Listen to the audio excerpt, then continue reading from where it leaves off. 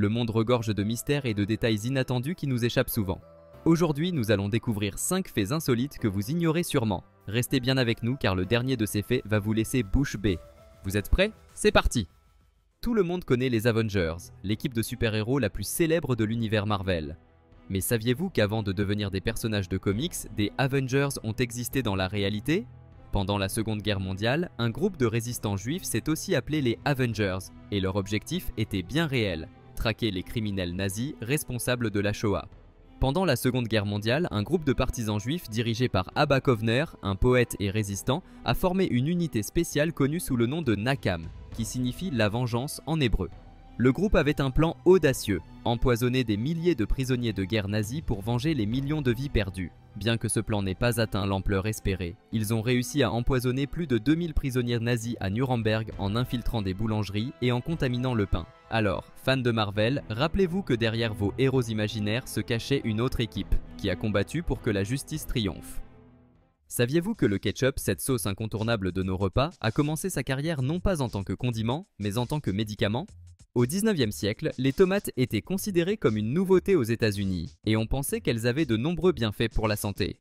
Certains médecins, comme le Dr John Cook Bennett, le vantaient comme un remède capable de guérir des maux variés tels que l'indigestion et la diarrhée. Convaincu des bienfaits des tomates, composant principal du ketchup, Bennett a même contribué à la création de pilules de ketchup, vendues en pharmacie comme solution miracle. Bien sûr, cette tendance médicale n'a pas fait long feu, et le ketchup est rapidement revenu à sa place légitime, celle d'un incontournable de nos tables plutôt que des pharmacies.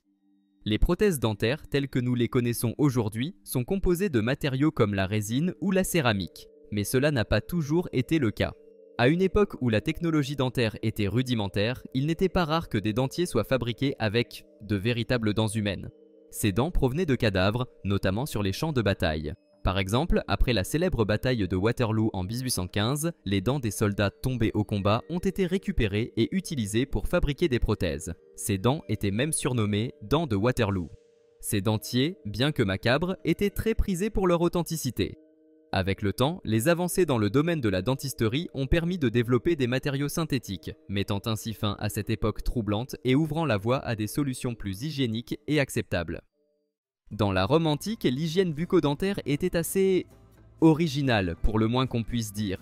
Au lieu de dentifrice moderne, les Romains se rinçaient la bouche avec de l'urine. Ils croyaient que l'ammoniac contenu dans l'urine avait des propriétés blanchissantes et nettoyantes pour les dents. À l'époque, l'urine était perçue comme un produit très utile, et pas seulement pour l'hygiène buccale.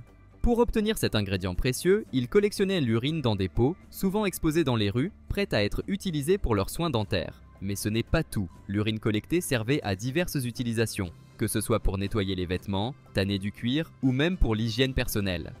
Heureusement pour nous, cette étrange pratique appartient désormais au passé. Imaginez un monde où des cartes à jouer recèlent des mystères aussi vastes que l'univers lui-même. Incroyablement, le nombre de combinaisons possibles dans un jeu de 52 cartes dépasse celui des atomes dans tout l'univers observable. Pour mettre cela en perspective, un jeu standard de 52 cartes peut être mélangé d'une manière qui semble presque infinie, représentant environ 8 x 10 puissance 67 combinaisons. Le résultat, un nombre absolument hallucinant. Le nombre d'atomes dans l'univers observable, lui, est estimé entre 10 puissance 78 et 10 puissance 82. Bien que ces chiffres soient également époustouflants, le fait que les possibilités d'un simple jeu de cartes puissent les surpasser est à couper le souffle. Imaginez, même si chaque personne sur Terre, soit près de 8 milliards d'individus, mélangeait un jeu de cartes toutes les secondes depuis la naissance de l'univers, cela ne représenterait qu'une infime fraction du total.